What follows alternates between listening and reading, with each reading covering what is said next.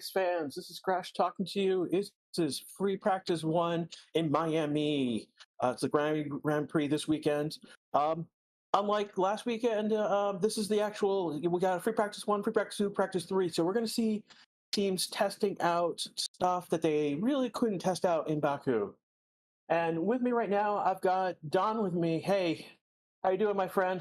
Hey, Crash. Yeah, it's been a while, a week, and we say that's a while. Last time we had to wait about 3 weeks before we got a race. Not excited to be back and to be back in the streets of Miami.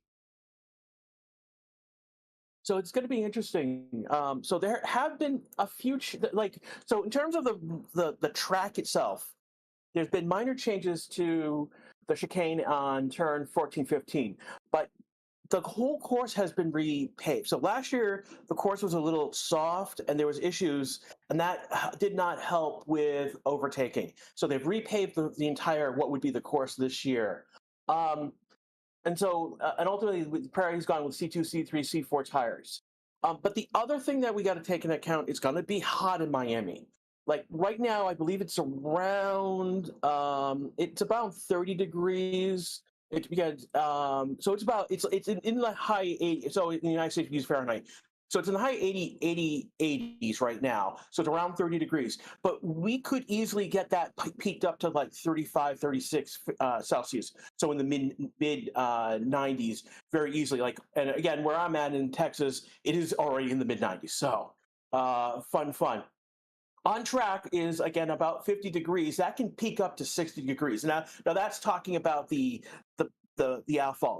asphalt temperature. So yeah, we're at definitely frying eggs on the track temperature already.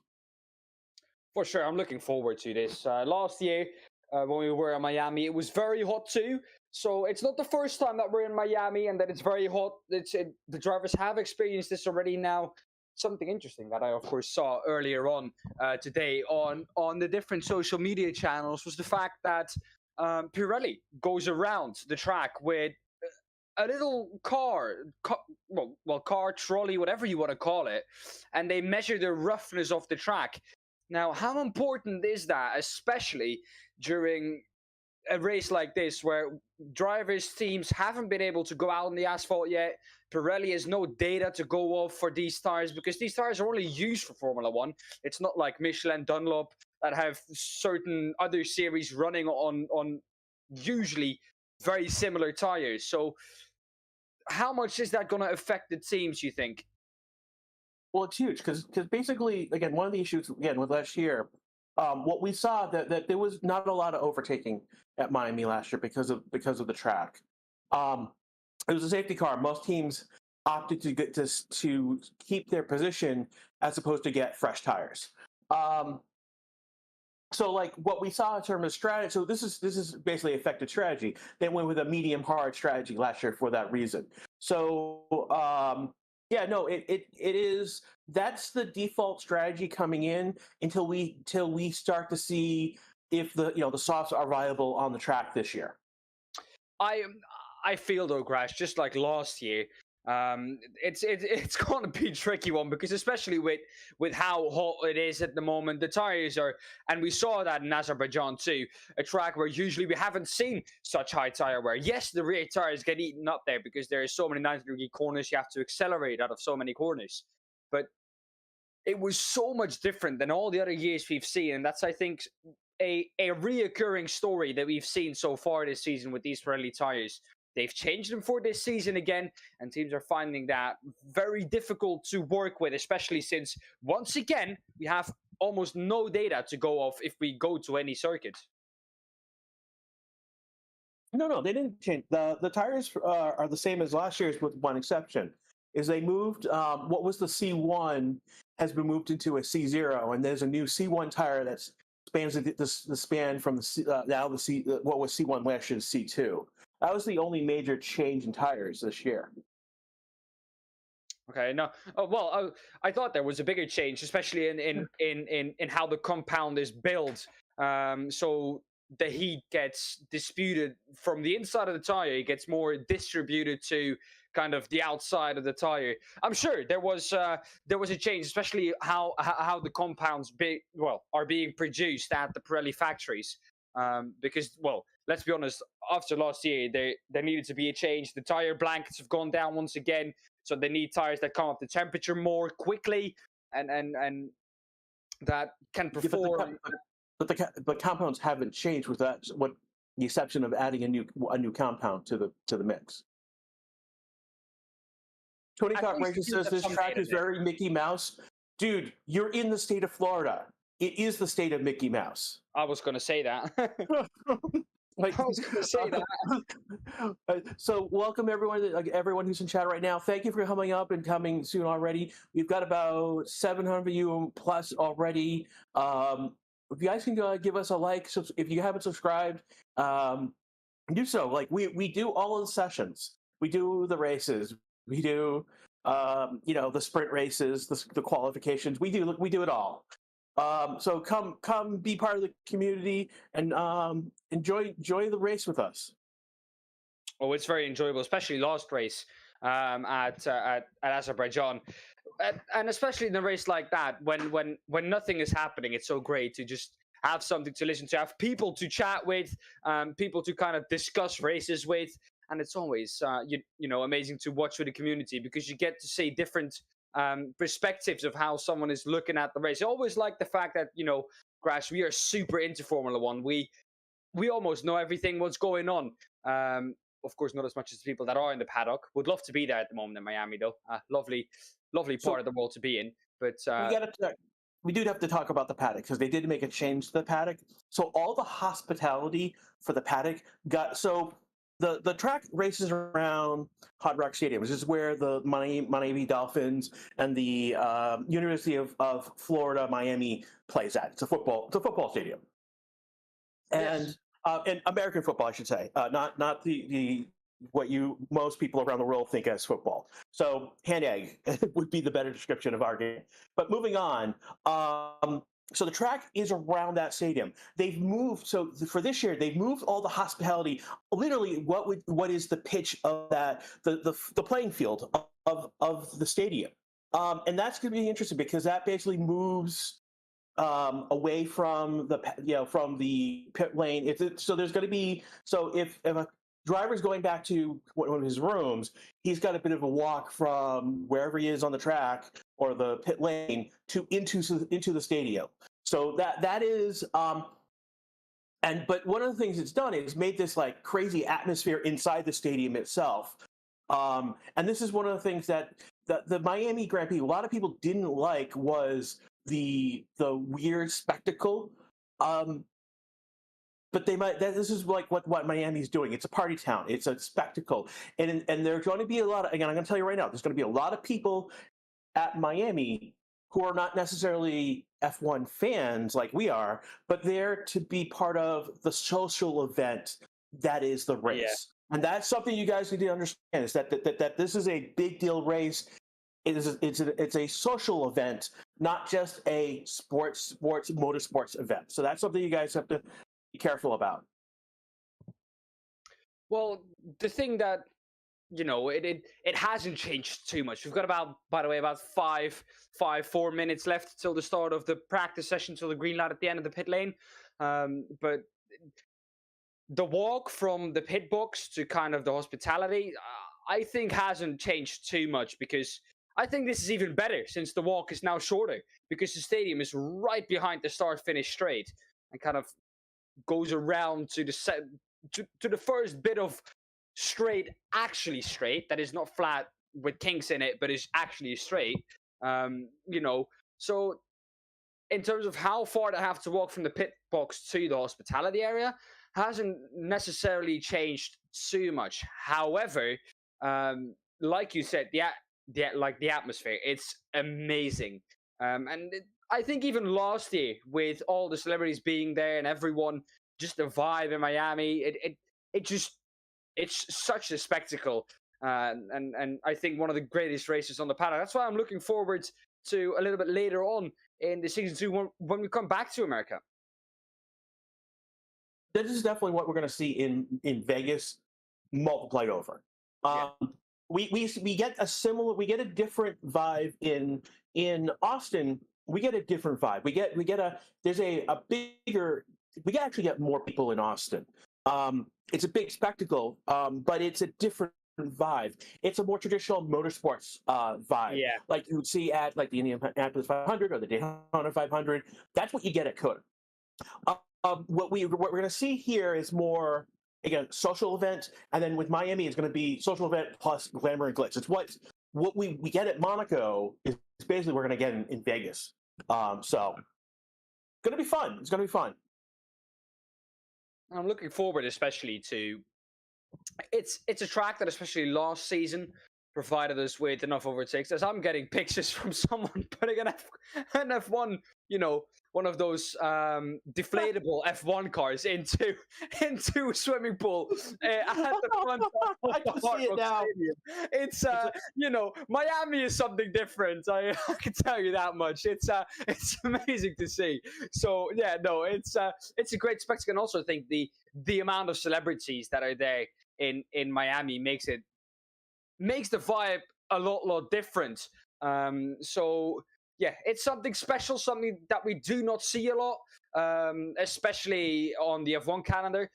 But I do think that the Americans love to, like an event like this, make a big spectacle of it. They're very good at it. Yeah, like the term of celebrities, we would see this in Monaco. We see a little bit in Silverstone. Silverstone is more like the vibe you get at Silverstone is more like you would get at COTA. So that's kind of where we're going at. We got about a minute left before Chris get on the track. Excuse me. So again, we got to talk about Logan Sargent for a moment because he is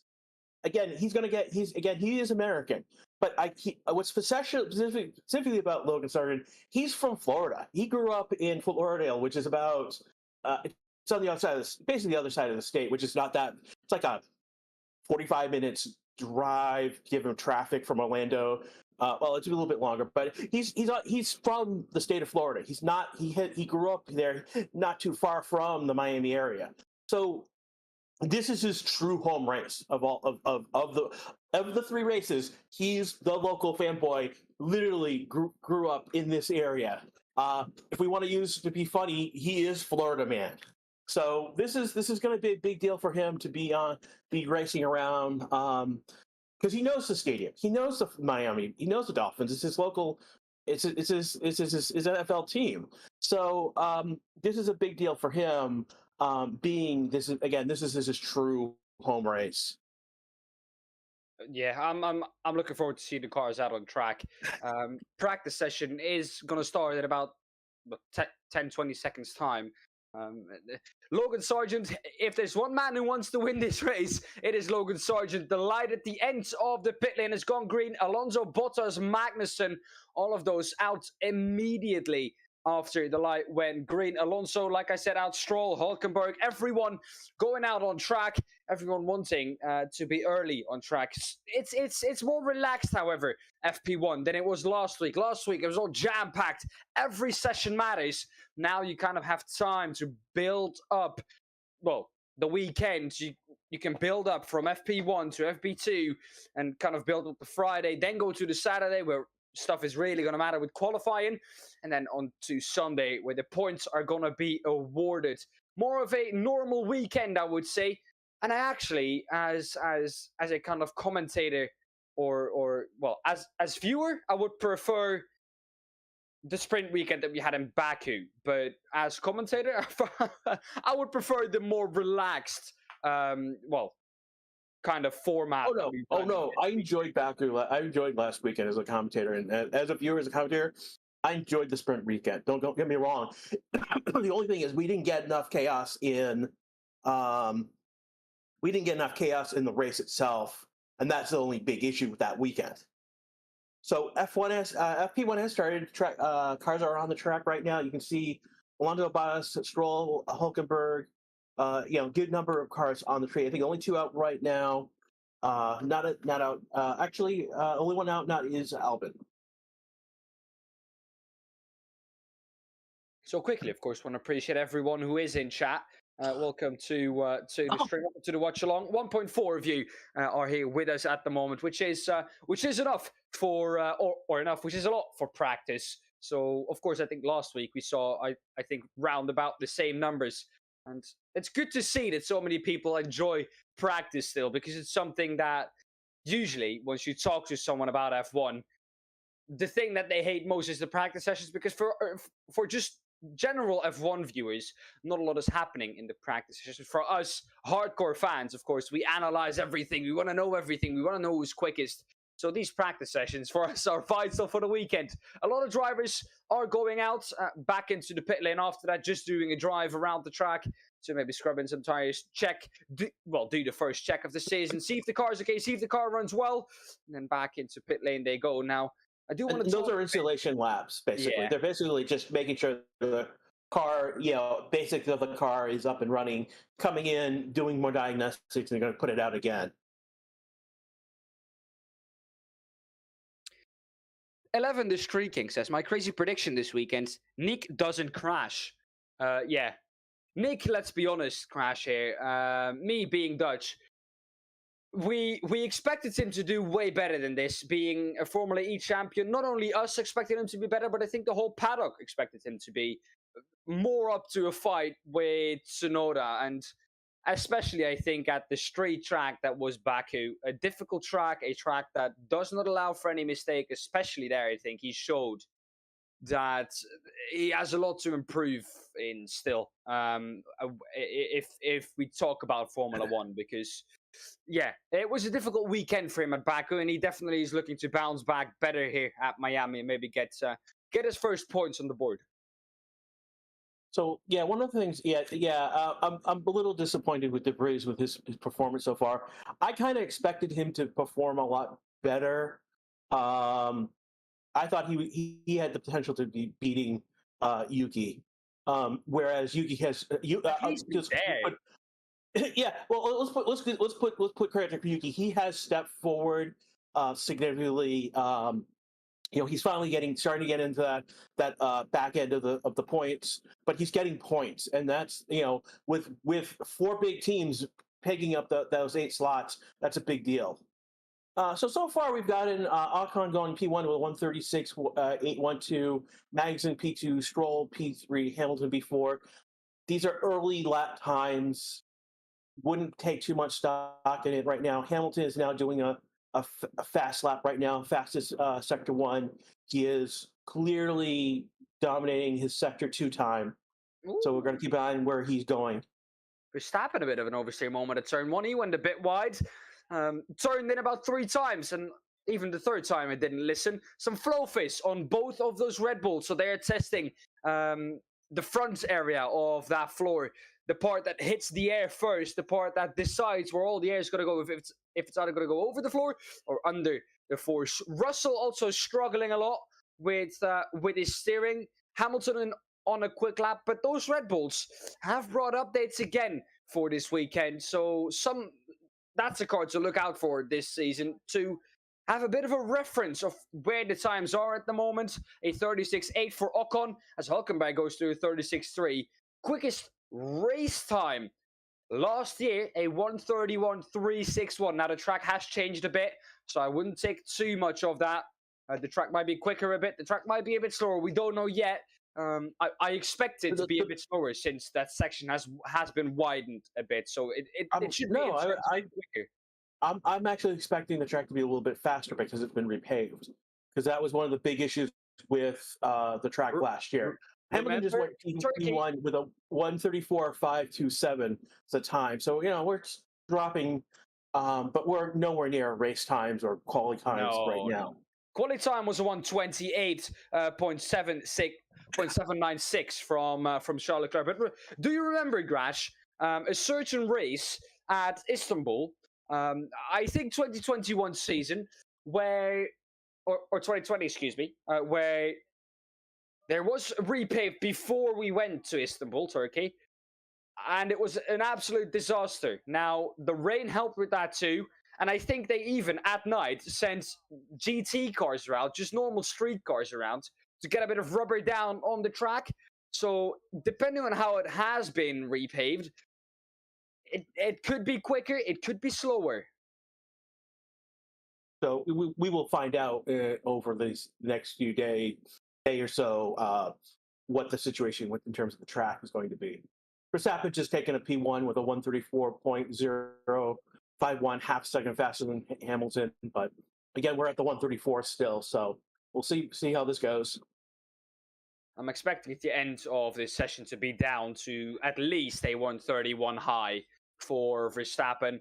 We're on the hards right now. It's early doors, and we're already running 34 zeros. Hamilton is second on a 34.5, but I wouldn't take too much of these times because, as I just said, we're still about 3 seconds off of the race times that we are running. So these times are going to drop a lot over this first practice session. Now, something that is very, very important on a repaved track surface is, especially in qualifying, the track is going to evolve the whole qualifying session. Every lap that a car runs over this circuit, the track is going to evolve. So to be the last car out on track is going to be very, very important, I think, especially in qualifying. Yeah. So one of the things that just happened right now is Russell has returned to the pit. Basically, he's not happy with how the car is set up at the moment. They've taken off the wing and they're going to go in and try and figure out what is going on. He had talked about having issues with his steering wheel shaking. So he will probably be back in about half an hour. Is it that quick of a fix? I know that these Formula One pit crews are very quick, but if you have steering issues, that is quite a complex thing to take apart, and it's not an easy thing to do. Now, we do know that even these Formula One cars, they're made to be rebuilt quickly. They're made to to be fixed within seconds or minutes for this Formula One crew. And also, the people that are working on these cars, they get paid a lot for a reason. They're the best pit crew you can find in anywhere in motorsports, really. Yeah, no, I mean, I know that Audi back in the day, in kind of the World Endurance Championship at Le Mans especially, they used to at night put a car in the pit lane 2-3 days before race day at Le Mans. They used to put a car in pit lane, take it apart, rebuild it about 3-4 times at night for, of course, the mechanics to get used to how to put the car together, take it apart. But at Le Mans, of course, that's way more important than here. Nick de Vries had another spin on track 2 in the tightest part of the track almost. And he's going to need to wait to rejoin the track, but he does not have a clean weekend. And you know what, Crash? The man that is on screen now, I expect him to jump back into that AlphaTauri at the end of the season. Daniel Ricciardo might be the person to take that seat from Nick de Vries. It's a bold statement from me, but I do expect it to happen at the end of the season. I think it's too early I think it's too early right now to say about de Vries. If he continues the way he's driving right now, there's no hope for this is we need to see how the next 5 races go. When we get to Silverstone, that halfway point, that's when we can make where basically de Vries where if he's got pressure on him. No, he is a rookie, so he's technically a rookie. So that is something that's taking into play right now. He does. One of the things I've heard about de Vries is that he's done very well in the garage. He's helping the team, getting the car set up, whatnot. It's the on track issues that he's needing to sort out right now, and so that's it. I need a few more races before. Yes. Has he had a bad start?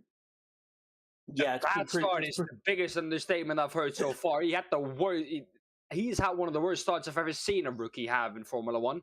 Crash, he's not been performing at all. And I get what you say. It is important to help the team in the garage too. But in the end, and that is something that we always say, the stopwatch doesn't lie. and you can help the team as much as you want in the garage. Mick Schumacher was one of those drivers that has too who did that, and even he, in the end, didn't keep his seat because the on-track performance wasn't there. At the end, teams value points. Teams value where you classify. We have to put this in perspective. Schumacher last year had major crashes where he just basically destroyed his car. And that's I think we're going to put that in perspective. De Vries has had accidents. He's hit the wall, but he hasn't outright destroyed his car. And that's something I want to put that in perspective. Is that he hasn't caused massive levels of damage that Schumacher did. Has he made mistakes? Yes. Have things happened? Has it been a bad scenario for him so far? Yes. I'm not denying that. I'm just saying I need to see more races. Like, he can recover. He's at a point. We're only at race number 5, so he has a point where he can recover. But this is the race where it has to start. Like basically, the moment that he earns points. Let's say he earns a point or more this race. All that bad starts that is going to go away. The moment he earns points, it's got that bad start. Yeah, it was a bad start, but now he's progressed, and that's the next step. That's the next thing that we need to look for, is where he now goes from having bad starts, not finishing, to being a point earner, earning a point. That's where the big piece is right now for him. He has already earned this point in Formula 1, of course, with Williams back in 2022 at Monza. But yeah, I mean by this either. Yeah, I mean by earning a point in this season. Thank you for correcting. Yeah. No.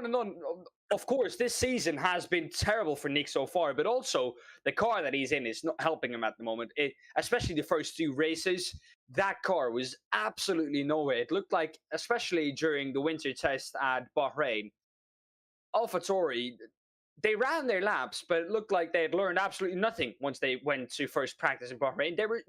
They were so not there compared to all the other teams, and it was a big surprise for me, honestly, to see the AlphaTauri do so bad, because that was one of the cars that changed a lot over the winter break. Now, I do want to mention Verstappen has just pointed out to the team that it's very hit and miss with how you do your lap. He says if you go 1 millimeter offline, you have absolutely zero grip, and that is something, especially with a repaved surface, that is very common. Now, not for qualifying, not anything like that, but the race, it's worrying me a bit. It's not the easiest track to overtake on. Yes, there are straights. Yes, there are DRS zones. Those DRS zones, by the way, at this race, they've been shortened again. I don't think F1 has learned from what they've done at Baku. They shortened the DRS zone at Baku at the main straight, and not that many overtakes happened. Now, I'm not a fan of DRS overtakes. How are you looking at that crash? But I need to jump in because from race control, the stewards looked at what happened with De Vries, and they were looking at him in terms of Danish driving. They've just the race control just announced that it was noted, but there's no further investigation on what happened there.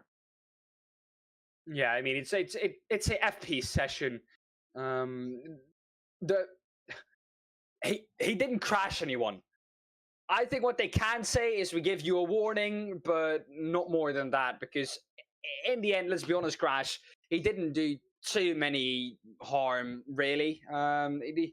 Yes, he did spin, maybe re-entered the racing line a bit dangerously, but then in the end, that corner, he couldn't see anything. There was no way for him to see where he was going at that point in the track. By the way, Verstappen, 1.1 ahead of the whole field. Now, we're down to 31.8. So about where we expect the race times to be, maybe a bit quicker into the 130s. The quickest race time since the track has been resurfaced, has been changed a bit, especially that tight section from... The only major change in terms of the layout is just the chicane. Turn the 14-15. Yeah. Well, it has been widened a bit because it was so tight, of course, last year. So it has been tightened a bit, and especially coming into 14, the entry into 14-15 has been opened up a lot.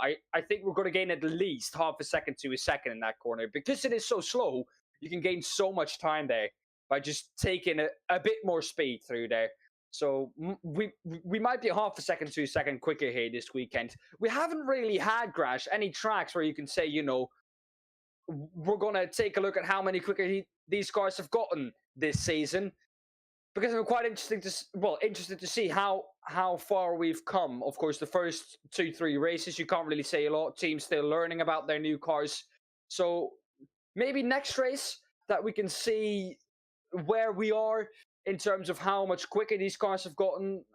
But yeah, interesting to see as Charles Leclerc goes a bit wide down into turn 1. So one of note of Verstappen's time of 131.826. It's about half a second from his lap record from last year. So we're starting to see more relatively close like that. Ooh, that was a big slide. Yeah, that was Albon. He was on a quick lap on the hards. He's at the moment in 10th, 2.2 behind Max Verstappen. But he had a big power slide in the middle. He was purple in section number 2. But that absolutely ruined his Sector 2 time. Now, if he's got it in proof, he knows that he at least is about half a second to about 7-8 tenths in there. Because that was a big, big power slide crash. I saw that. That was a... Almost drifting his way through the track. Drifting Tokyo drift style. Miami drift style, apparently, with Albon here today. And he goes P6 with a 1:33.479. So not terribly bad, but interesting. Again, I believe he was on. Yeah, he's on the softs. I'm not soft. I mean, he's on the hards. Sophie in chat, Crash, asked, please can someone answer? Did Miami GP just start now or end? I'm from Europe. Now I do know that it should be from Europe and the time zones, but we're in practice 1. The weekend for the Formula 1 drivers has just gotten underway. Sunday will be the race. That'll be 21:30, if I'm correct, Central European summertime for you. So there you go, Sophie. 21:30 on Sunday will be the race for you.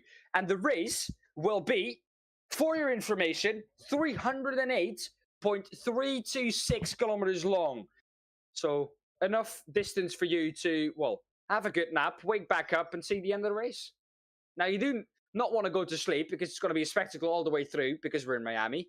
But just for your information, it's quite a long distance. Yeah, it's going to start 2:30 local time, which is 1:30 my time in Texas. So there we go. Now you've almost had every different time zone. Now I do not know what that is in UTC, so excuse me for that. I do know my time zones. Carlos Sainz goes a bit wide into the last corner, and that is going to ruin his lap, or into turn 17. Not really the last corner, but the only real corner that is on the track off. Because really, Brass, turn 18, 19, they're easy flat in these cars. I think what I like about this track is that we've got a nice big long straightaway on the back end. Basically on the sector 3 is mostly the straightaway until the last curve is coming to the finish line. There's one real corner in sector 3, and that's turn 17. Turn 18 and 19 are basically flat. Yeah, pretty much. But I do like the track. I do like the track around the stadium. So the sector where you're going to make the time, Grass, is really sector 2, you have to say. Sector 2 starts after turn 8 when you have a big, long, sweeping section that is all flat. It's a bit like the Baku straight, which is not really straight, but still flat for these cars. Now, turn 11, 12, 13, 14, 15, and 16, all very tight and twisty. Very slow corners, and you do know what they say, slow corners is where you can gain the time the easiest. Now, there was a poll up earlier on about who was going to take pole position. Very divided between all 3 drivers and maybe some other drivers. I don't remember which drivers were in there. I think it was Verstappen, Perez, and Leclerc, and then you had an option that says, other driver. But it was very divided, so I think after last weekend, people, especially during qualifying, don't really know what to expect anymore because the Ferrari can suddenly be there. But in the race, let's be honest, Crash, that Red Bull, nobody could match them. Nobody at all. I mean, that's with their race pace. I mean, we've got Oscar going off the track for a little missing a curve going off the track safely. But one thing that we do know is that Ferrari did bring a small upgrade to their floor to Miami, and they're the only ones that I've found of anyone who's had brought any upgrades of note this weekend so far. One thing that we can note is that basically Red Bull so for the 3 American races, Red Bull is doing a I want to call it a contest for a lack of a better word, but basically they're taking designs from their fans and they're picking one of those designs to be the livery on the car for each American race. So they've got one, I believe. I believe someone from South America won the livery for this weekend. So you're going to see a lot of blues and purples that are not normally on a Red Bull car on it this weekend. I was kind of disappointed when they released this this livery. It's still a Red Bull with 3 more stripes in it. I expected more of a special livery like McLaren did in Monaco 2 years ago when they had the Gulf livery at Monaco. A complete different livery. Now, for the 2 other races that we have, of course, Austin, Texas, and Las Vegas in America, I hope that they, at least go a bit more bold with the livery. Just completely change it up. That you still know it's a Red Bull, but just that it's just full of colors. I would like. Yeah, we're going to definitely see that and that's what we're again. I do say the livery. Like, I know you're disappointed, but for me, it does look a livery. It's not doesn't shake things up, but it has a Miami flair to it, and that's the one thing I do want to. That's the one thing that I do want to say about the livery. Hulkenberg is out.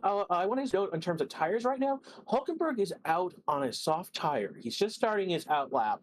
Not out lap. His first major lap right now on those tires. So he's someone to keep an eye on in terms of times and how things are performing.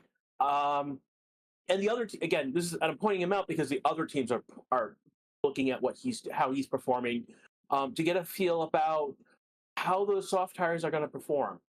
Of note on the board right now, Gasly on that he did a 1:33.152, but I don't know if that's the lap where he cut a corner. So don't know if that's a representative time.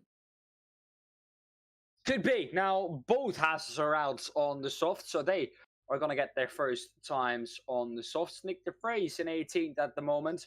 However, he's about a second behind his teammate on the same tire. Could be running different run plans, so that has nothing to say really for qualifying nor the race. Now, the Haas is they didn't disappoint in Baku, did they?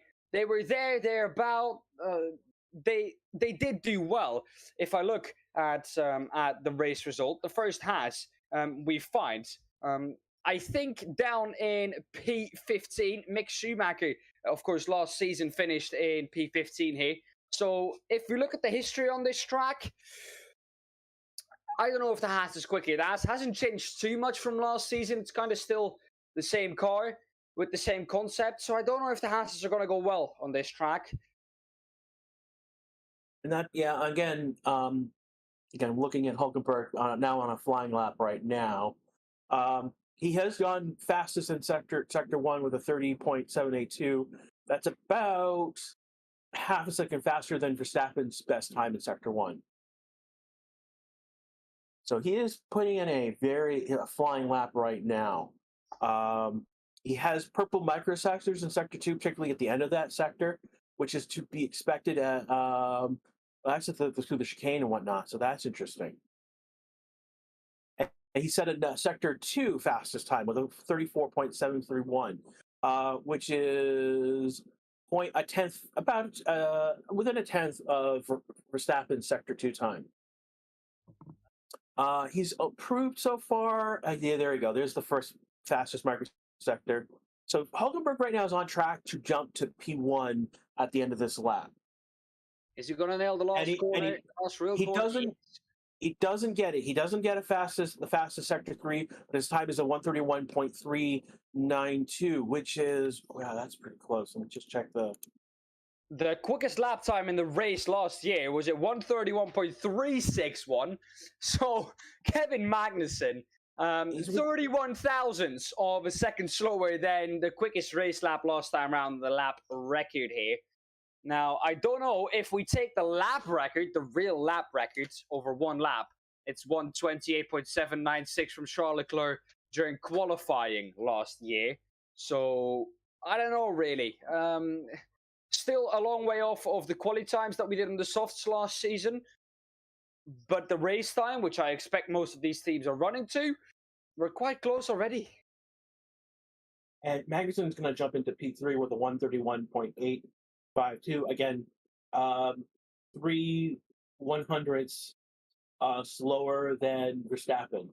But again, they were on soft tires and Verstappen was not. I think he was either, I think he was on a medium. So we're talking about different tires here. So that's why they've jumped up there. If we're this close to the track record, it's going to get smashed. It's going to get smashed. Sure. Yeah, for sure. Now, I'll be interested to see if the lap record in quali gets set, though, because that's an interesting one. We have began now with these generation, of course. We have began now to creep close to those 2022, 2021 Formula One times where, well, we saw the quickest cars really in 2021 because in 2022, of course, we had the changes to the floor to kind of bring the field back together, which worked very well. But it is the quickest generation cars you saw in 2021. That's why so many track records have been set in 2021. And we're getting close to them now, Grass. So we might see one of the quickest cars this season, really, in the Red Bull. And especially next season once we get to develop these cars even further. Yeah, they're definitely, this is interesting this year. That, I didn't expect with the change in the floor height that was mandatory. I didn't expect them to get faster. And here we are. They are now faster than last year. Verstappen has come out onto the track on soft tires. So as Perez, Stroll, and Sargent. So Verstappen and Perez just starting fast laps right now. Stroll and Sargent have been out a few laps already. So it's going to be interesting. I think Max is still on his out lap because he has not set any. He's not pushing yet. So same with. Again, Stroll, Sargent, and Perez, they haven't pushed yet. So Hülkenberg pushing again on a fast lap. He's improved in some of his microsectors. Did not improve. He's not faster than his previous sector one time. He's improved on his sector 2, but not necessarily fastest microsector. So it'll be interesting what's going on. Well, he has the quickest time already, so he only needs to improve to his own time, really, to improve the quickest time, which is what he was doing in Sector 2. Sector 3 is going to be an interesting one, though. He has not improved in Sector 2 either, and I think that's his shot at another quickest lap gone, really. Right now, Albon is on a... Right now, Albon's on a lap where he's improved in Sector 1, Sector 2 already. We'll see how he performs coming out. He's jumped to P4, fastest Sector 3 with a 1:31.903. So yeah, we've got 1:31s on the board already. This is going to be really interesting as the weekend goes on. Hülkenberg about half a tenth slower than Albon in that last sector, just for your information. So it wasn't far off the quickest sector time there. Verstappen and Perez both out on track, both not able to go quicker than Hülkenberg's first sector time. Those hazards are rockets in qualifying term, which is what they expected. Don't get me wrong, which is what they expected at the start of the season. So it's going to be an interesting one. How the Haas is going to go. The Haas seems to be quick, especially in practice now. Sector 2, however, for Max Verstappen is quickest, but he is still about 0.08 of a second slower than Hülkenberg over this full lap. So interesting, this, Verstappen does go to a quickest lap time, 1:31.054. So about half a second quicker than Hulkenberg. Last sectors where Hulkenberg seems to be struggling a bit. And Perez goes to a P3. So right now, this is interesting. We're about halfway through the session, and at the top of the time chart, we have Red Bull and Haas in there, and Albon in P5. An odd mix to see. Albon has been the dark horse of improvement. Of where did he come from? Happened at a moment in Sector 1, though. Wow. Ooh. That was a big oversteer moment for the Dutchman. I just saw that too. Wow. So this track is track is got a lot of sliding going on, and everyone's sliding. It's not just not. So right now on the F1, they've got Alex Palou on screen, and I need to explain who Alex Palou is. The 2021 IndyCar champion.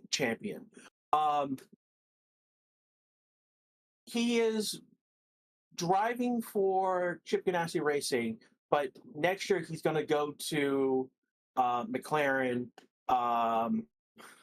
When his contract in the wall! We have a car in the wall! Who is it? Yellow flag, and I think on a quick lap that might be Nico Hulkenberg. It is Nico Hulkenberg who's into the wall. Red flag out on track. Red flag. Yeah, wow. That was a red. Wow. Yeah, that you cannot hail melon on this track. You know what, Crash? Russell was just out on track. Russell just improved on the medium tire. He's not going to get a lot of running. They need to get that car out of the wall there as quick as possible. There's debris on the track. It's been red flagged because there's debris on the track itself. Yeah, and one of the Alpines just went past them. So this is going to be interesting. Exit turn 3, that is.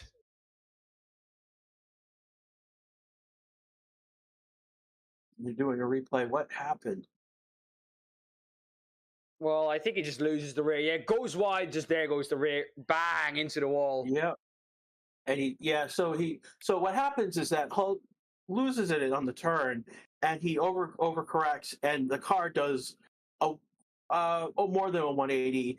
And part of it, so he's now facing the wrong way down the track, and he hits basically his the front right wing hits the wall and pops off and drops into that's the debris that's on the track. It's his front right wing. So right now, again, they gotta get. He's out of the. So Hulkenberg is out of the car. He's looking. He's walking away from the car itself to the track exit. He's fine. Hulkenberg is fine. He's what's been damaged? Talent. Sorry. But yeah, no. So again, everyone's coming into the pit, but basically, so his car did basically more than a 180.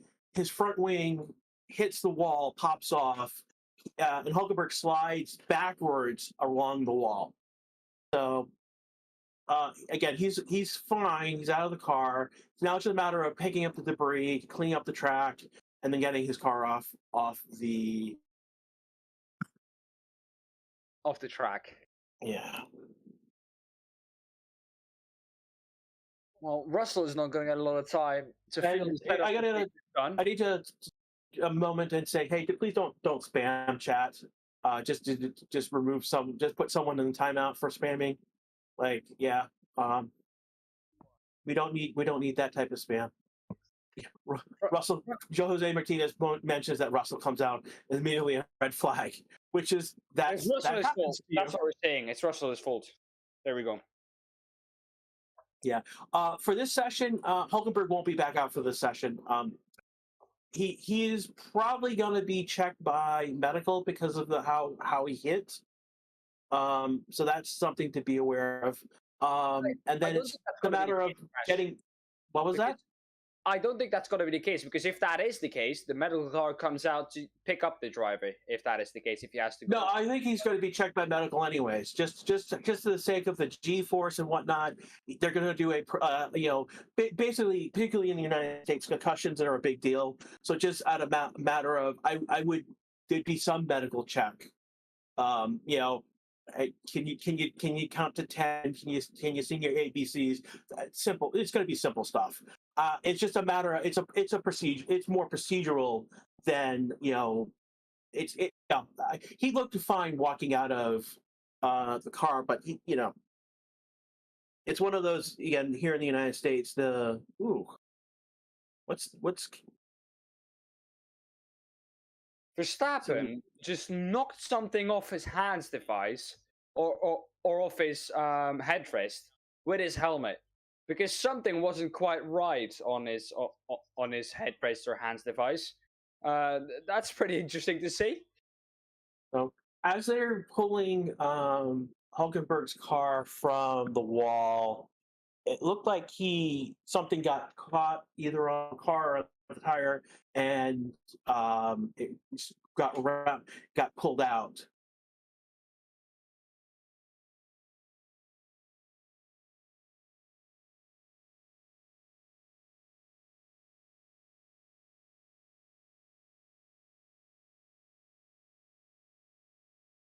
I'm getting a nice look at the Haas floor right now. So, Nico Hulkenberg looked at the right-hand side of his car where that new floor was fitted, under Nico Hulkenberg's car. And, he's not happy with that, because that floor is damaged. So Sam Collins is who's talking right now, and he's saying that particularly the floor with Haas is that that Haas has got a part deficiency. That there may be an issue with getting that's what they have. Yeah, part shortage is how he's described. And so, it's going to be interesting when Hulkenberg comes back out, what his car is going to look like. Well, also on the front wing of Haas, there is a little camera looking at the tire for the tire temps, and that is censoring where the heat is on the front tire. They fitted that on the front wing of Nico Hulkenberg's car, and I think also on Kevin Magnussen's car. So Haas actually bought a very updated, a pretty updated car to this track, and Nico Hulkenberg not helping himself and the team really with crashing in FP with these new parts on the car. Yeah. I don't know. Drive to Survive is probably going to have a fun time with Steiner over this crash. For sure. Well, let's be honest. Drive to Survive always has a fun time with Steiner. Oh, he is easily one of the main characters of the show. So we're looking at some comparisons of between Verstappen and Perez right now on corner 17. Verstappen's got a 0.31 advantage on him in that corner. That is a lot. That is a lot in one corner. That is a lot. Now, Perez on street circuits, they say, has something that other drivers don't have. Now, I gotta television. I gotta pull out something from chat. Stephen Kukesi goes, better get Mako. For those who don't know, that is a line. There's a company called Mako here in the United States that they franchise a lot of different places to do repairs, and that's a line from one of their old commercials. So an American flair to what our chat right now. Thank you so much. What I was talking about earlier on, I said being from Dutch television. Hold up, San just saw about it says, but petition to bring back Mazepin. There we go. That's a controversial. That's a controversial opinion if you want one. What do we think about Nikita Mazepin? Of course, he's been asking. He's never coming back. You can't bring him back. Period. Yeah. I agree with that. I'm going to leave it at that. He will never return to the sport. Period. Especially, I think, in the state the sport is in now. I'm going to put bluntly, Mazepin cannot enter the UK or the United States. Period. He will never return to F1. And that's where it is, and that's where I'm going to leave it at that. So Race Control says session will start in about a minute or so. We've got cars lined up, both the Red Bulls and Hamilton. So Red Bulls and Hamilton are already lined up to go out, and they're now leading out now. So we've got a green light session back. Russell, is he going to go out on track? At the moment, it's only Hamilton who's gone out on track. Behind him, one of the Williams is out after Hamilton.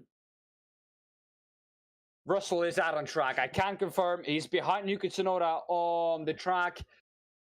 So Russell is going to get some driving time in FP1, but he's been in the garage for about 45 minutes now. And like I said, that repair job, that change in setup actually did take quite a while for him. Did take a while. But here's the thing. He's got 2 other practice sessions to get data for the team. So to take that time now in this session is not much of a big deal. Like if this happened last week at Baku, this would have been a massive story point going into that would have been a massive point of discussion in the qualification session. Verstappen and Hamilton are racing in the practice session. There we go. Talking about some rivalry. The 2 of them have still not settled down, and Lewis Hamilton. I have a point to pick here. Okay, how Max races Hamilton is completely different from how he races Leclerc. And I say this because with Leclerc there is a level of respect between those 2 drivers that does not exist between Hamilton and Max. Oh, which just doesn't straight up. Well, what it does, it's just very, very little. There's very little respect between the 2. It is very, very little. It is almost no respect between those 2.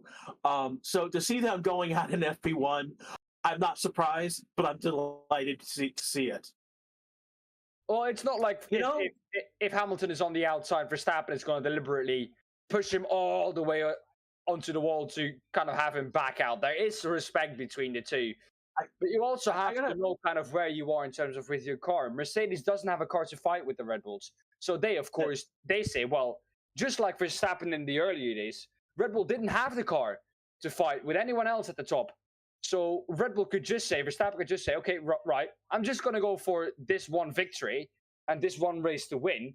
And you've got a championship to think about. I don't have that. And that is the way both Mercedes, Russell and Hamilton, are racing Max Verstappen and probably Sergio Perez at the moment. So we're about 15 minutes left in this session. I'm looking at the Red Bull. I know you were disappointed and you weren't too enthralled with the livery. I'm looking at the livery now in Miami on track, and it looks awesome. I'm sorry, it looks really good on the Miami track, and it fits the Miami track. It's a really good livery. It's something that has grown on me. Max has set a sector 1 time, fastest sector 1 time, and he's got the fastest time with 1:30.549. Again, going back to Verstappen, he's in the Red Bull, and George Russell basically flat out said, there was comments about him and where he was versus where they are at. And it's basically his comments were, well, it's Max Verstappen in a Red Bull car, and that was the point of the discussion. Sargent just jumped up to P9, pushed down to P10 by sort of going to P8. Norris to P6 has even been pushed further down.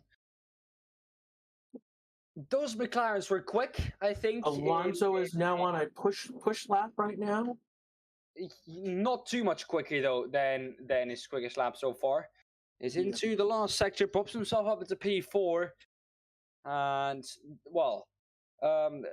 speaking about Alonso, he was a driver with the bit between his teeth last time round, absolutely enjoyed looking at Fernando Alonso, and especially how he can read the race. He's just such a master at reading the race.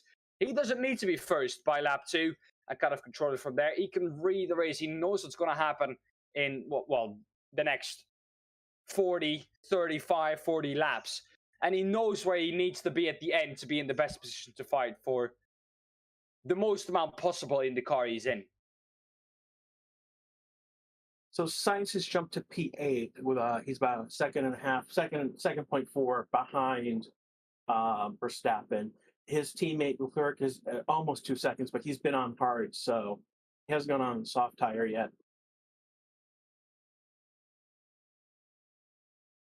Stroll coming out on a outlap on hards. Actually, I think he's starting a flying lap now. Albon is coming to the pits. Mekies is on an outlap right now.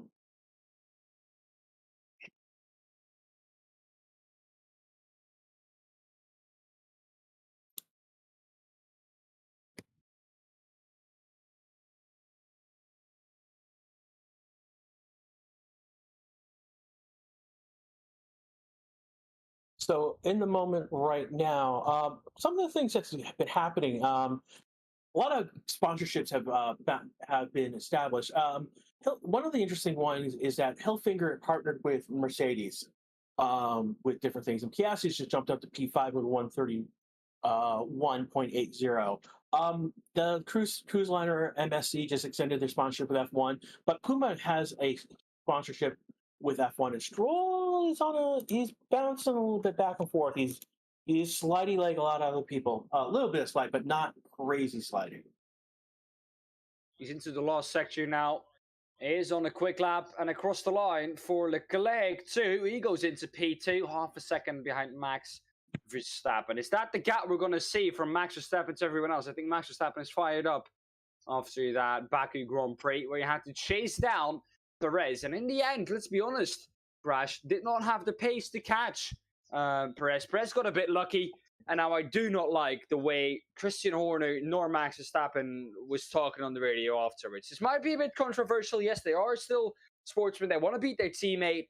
But if your teammate just wins it on merit, because even with the safety car and being ahead after that, I still think that Sergio Perez would have overtaken him on track. So, yeah, no. The fact that Christian Horner had to come onto the radio to Max Verstappen to tell Max Verstappen, well, Sergio Perez got a bit lucky with the safety car there. Come on. He did. He did. He did get. I mean, Sergio did get lucky with the safety car. It was unfortunate. It was unfortunate on Max's side, but again, let's put this in perspective. Horner's got the two best drivers on the grid right now in the dominant car. That's a controversial opinion.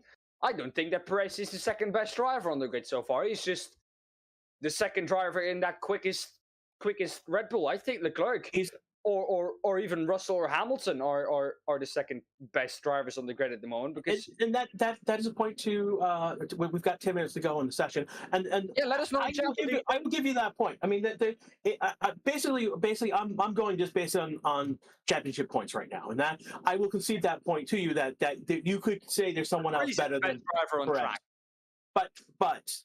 But he's only 6 points. But I mean, he's got two drivers who are there, 1-2 in the drivers' championship, and Perez is pushing on Max, legitimately pushing on Max.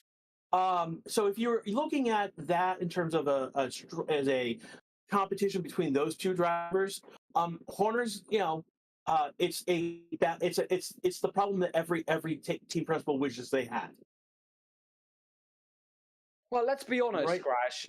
Perez has been there on street tracks.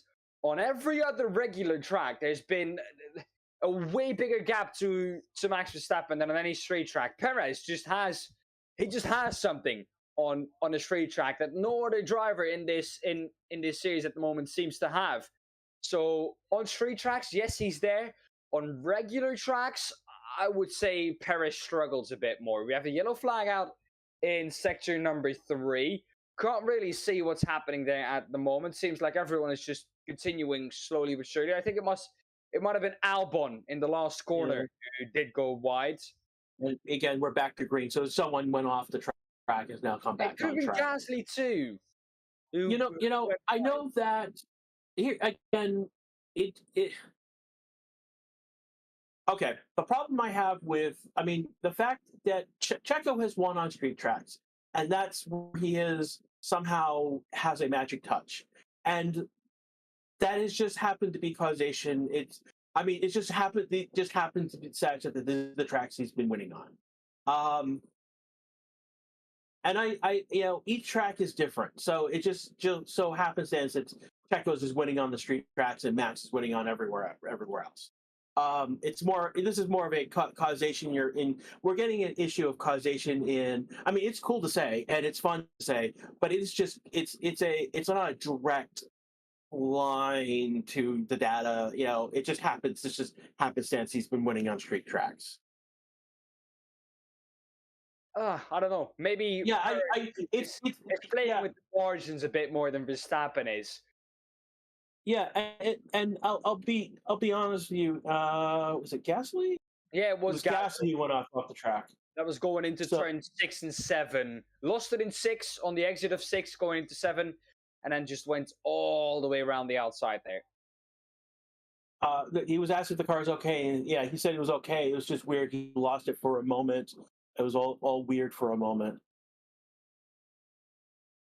And it was indeed Albon at turn 17. The yellow flag was for in section number 3. He spun himself at turn 17. Looks like he spun. He may have hit the wall. He might have. It looks like he tapped the wall, but but no damage per se. Tires probably, but that's about it. And some confidence. Yeah, the thing about F1 tracks is that even the street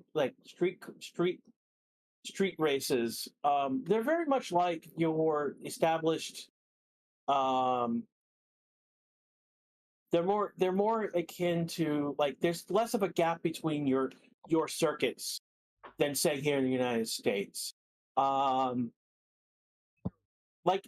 though this is technically a street circuit, it is very Miami, Vegas is going to be a true street circuit because those are roads that are driven on every day, like Monaco is every day. The roads that around here are not. They're stadium roads. They're not normal street roads. No. It's more. This is more akin to more. Again, they repaved this whole area because they can because it's around the stadium. Yeah. The stadium is kind of the heart, the beating heart of the track. I want to put this in perspective. Here in the United States, in the other series we have here, we've got a more wider variety of tracks than F1. We've got the oval circuits. We've got super speed. The road courses, 5 circuits, and then we do have street tracks. I'm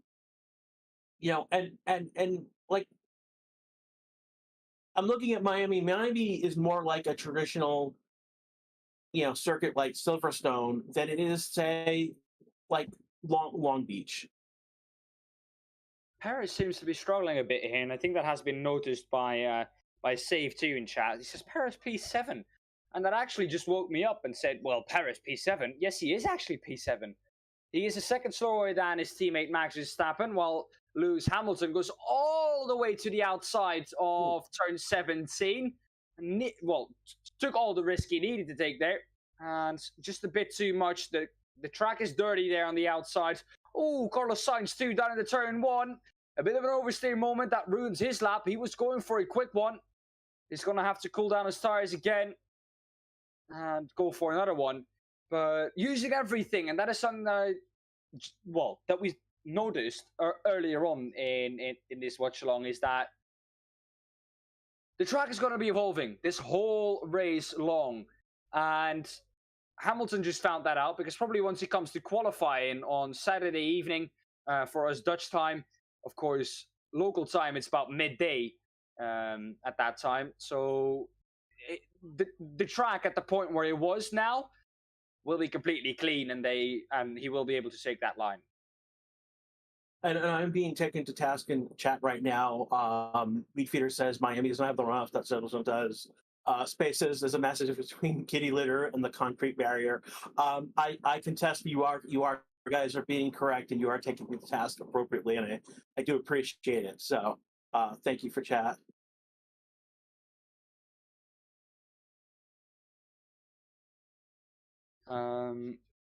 Jose says, Max on hards, is that good? Now, I do have to tell you that Max Verstappen at the moment has the quickest lap time on softs, but he might be out on track on the hards, and he currently is on the hards. So Verstappen out on track on the hards, he's not going to improve anymore. He said, okay, that's the lap time I'm going to set. You guys see if you can beat it. At the moment, no one able to get close to that lap time. Lewis Hamilton is going to go for another one, though.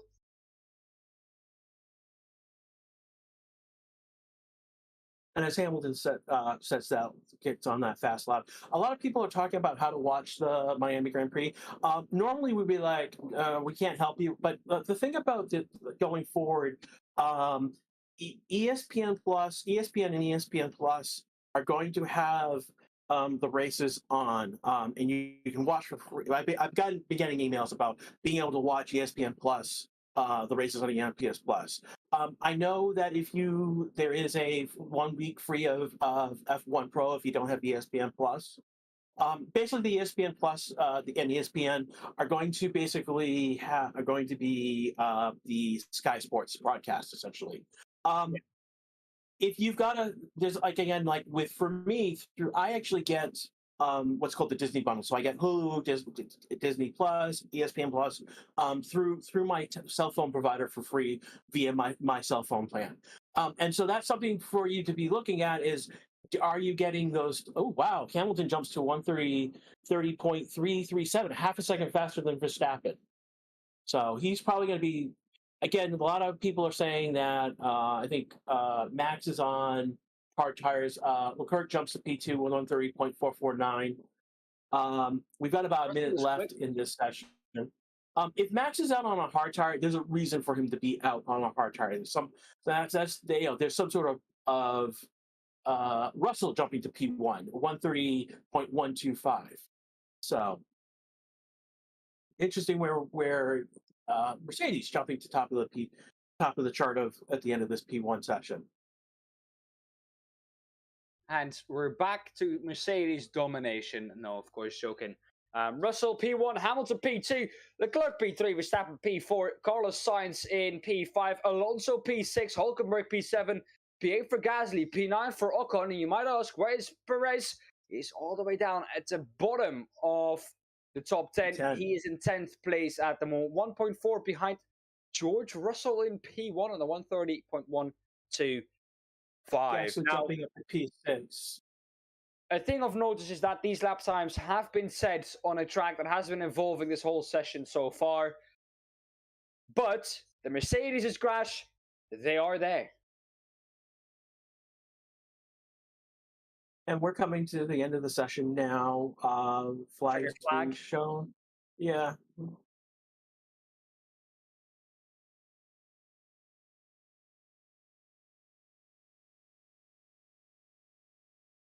And George Russell, a bit of miscommunication with his engineer, goes off track to get out of the way for someone. Everybody is in the way of him right now. And basically, this is interesting. That's a miscommunication between his engineers.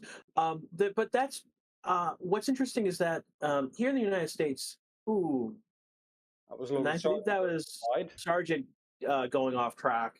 The whole time. Boy lives about 20 minutes away from me.